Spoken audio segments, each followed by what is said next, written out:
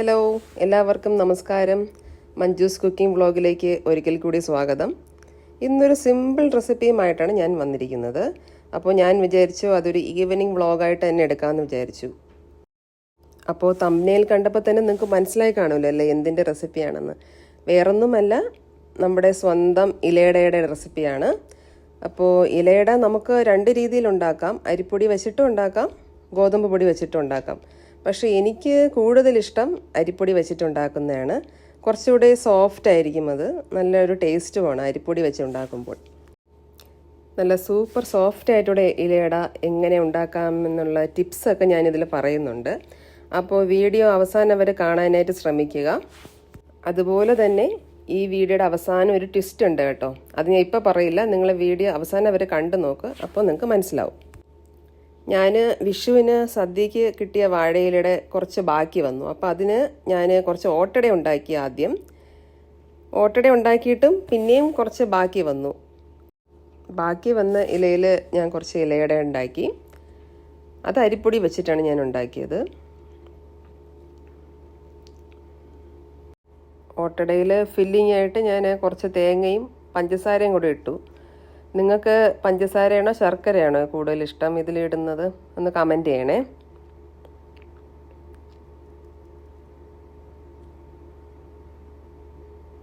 അപ്പോൾ തേങ്ങയെല്ലാം ഇട്ടു. ചിലവർക്ക് തേങ്ങ കൂടുതലിടുന്നതായിരിക്കും ഇഷ്ടം, ചിലർക്ക് കുറച്ച് തേങ്ങ ഇടുന്നതായിരിക്കും ഇഷ്ടം. അപ്പോൾ ഞാൻ ഇതിൽ എല്ലാം ഓട്ടട എല്ലാം റെഡിയാക്കി. ഒരു പഴയ പാനിലാണ് വെച്ച് റെഡിയാക്കിയത്. കാര്യം അത് ഇത്തിരി ഹൈ ഫ്ലെയിമിൽ വയ്ക്കുന്നുള്ളതുകൊണ്ട് തന്നെ നമുക്ക് പുതിയ പാൻ എടുക്കുകയാണെങ്കിൽ അത് പെട്ടെന്ന് അതിൻ്റെ കോട്ടിങ് എല്ലാം ചീത്തയാവും. അപ്പോൾ ഇലയടയ്ക്ക് വേണ്ടി ഞാൻ വാഴയെല്ലാം നല്ലവണ്ണം കഴുകി ആ വെള്ളമെല്ലാം തോരാനായിട്ട് സ്ട്രെയിനറിൽ വെച്ചു. അപ്പോൾ ഞാൻ ഒരു 2 LB ശർക്കര എടുത്തു. ഇത് 2 LBയോളം വരും. ശർക്കര എടുത്ത് ഒരു പാനിൽ ഉരുക്കാനായിട്ട് വെച്ചു. ഇപ്പോൾ കുറച്ച് സമയം എടുക്കും ഇത് ഉരുകാനായിട്ട്. അതിലേക്ക് കുറച്ച് നെയ്യും കൂടെ ഒഴിച്ചിട്ടുണ്ട് കേട്ടോ ഉരുകാനായിട്ട്. കുറച്ച് നെയ്യും പിന്നെ ഒരു 4 ഏലക്കയും. ഏലക്കയുടെ തോട് ഞാനൊന്ന് പൊളിച്ചിട്ടാണ് ഇട്ടത്. ചിലവർ ഏലക്ക പൊടി ഇടും, പക്ഷേ എനിക്ക് ഇതാണ് കുറച്ചുകൂടി ഇഷ്ടം. അപ്പോൾ അത് ഉരുകി വരുന്ന സമയം കൊണ്ട് നമുക്ക് കുറച്ച് പാത്രങ്ങളൊക്കെ കഴുകാനുണ്ടായിരുന്നു. അങ്ങനെ അതെല്ലാം കഴുകി വെച്ചു. കഴുകി വെച്ചതിന് ശേഷം നോക്കിയപ്പോൾ ഏകദേശം നല്ലവണ്ണം ഉരുകിയിട്ടുണ്ട്. കുറച്ചുകൂടെ ഉരുകാനുണ്ട്. ഉരുകി കുറച്ച് ബാക്കി വന്നത് ഞാൻ വേറൊരു പാത്രത്തിലേക്ക് മാറ്റി വെച്ചു. പിന്നെ ഏതെങ്കിലും റെസിപ്പിയിൽ എടുക്കാമല്ലോ, അങ്ങനെ ഞാൻ മാറ്റി വെച്ചു. ഈ ഉരുകി വന്ന ശർക്കരയിൽ കുറച്ച് തേങ്ങ ഇടുക. ഞാൻ ഏകദേശം 1 കപ്പ് തേങ്ങ ഇട്ടു ആദ്യം, പക്ഷേ അത് മുഴുവൻ അബ്സോർബ് ചെയ്ത് ബാക്കി കുറച്ച് നനവുണ്ടായിരുന്നു. അപ്പോൾ ഞാൻ ഒരു 1/2 കപ്പ് കൂടെ തേങ്ങ ഇട്ടു. അപ്പോൾ ഞാൻ നല്ല ഡ്രൈ ആയിട്ട് വന്നു. ഇപ്പോൾ ഇലയടയ്ക്കകത്ത് വയ്ക്കാൻ പറ്റിയ പരുവത്തിനകത്തിരിക്കുന്നത് നല്ല കട്ടിയായിട്ട്. അപ്പോൾ അത് അവിടെ ഇരുന്ന് ആറട്ടെ. നമുക്ക് അടുത്തതായിട്ട് ഇലയടയ്ക്ക് വേണ്ടിയിട്ടുള്ള മാവ് കുഴച്ചെടുക്കാം.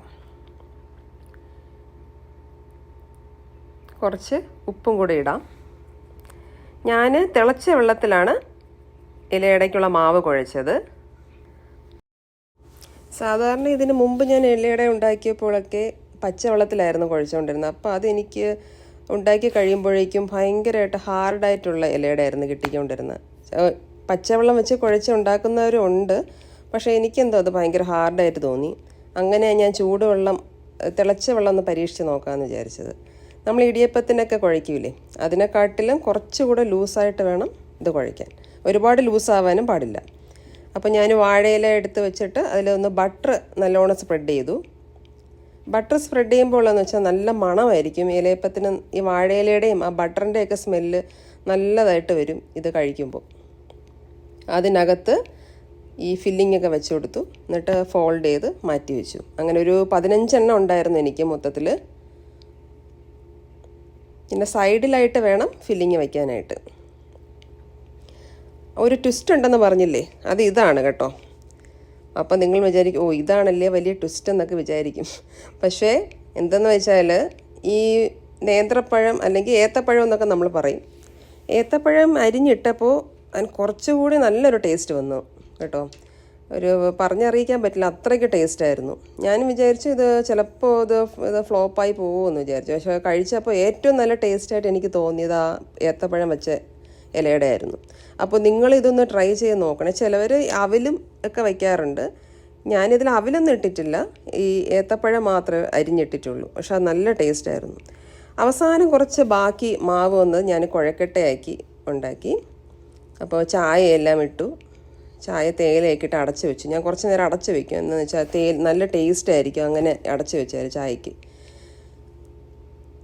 അങ്ങനെ ചായ എല്ലാം അരിച്ചൊഴിച്ച് നല്ലൊരു കടുപ്പമുള്ള ചായ ഇട്ടത് കേട്ടോ. ചായയും ഇലയുടെയും നല്ല കോമ്പിനേഷനാണ്. ഒന്ന് ട്രൈ ചെയ്ത് നോക്കണേ. ഈ ഇലയുടെ നല്ല സോഫ്റ്റാണ് കേട്ടോ. നല്ല സോഫ്റ്റ് എന്ന് വെച്ചാൽ നല്ല അലുവ പോലെ സോഫ്റ്റാണ്. ഇങ്ങനെ ഒന്ന് ഉണ്ടാക്കി നോക്കൂ, അപ്പോൾ നിങ്ങൾക്ക് മനസ്സിലാവും അത് നല്ല സോഫ്റ്റ് ആയിരിക്കുന്നു. സൂപ്പർ ടേസ്റ്റായിരുന്നു. അപ്പോൾ ചായയും നല്ലൊരു ഇലയുടെയൊക്കെ കഴിച്ച് നല്ല അടിപൊളിയായിട്ടിരിക്കുക. അപ്പോൾ മറ്റൊരു വീഡിയോ ആയിട്ട് ഞാൻ വരുന്നതായിരിക്കും. അതുവരെ ബൈ ഫ്രം മഞ്ജു.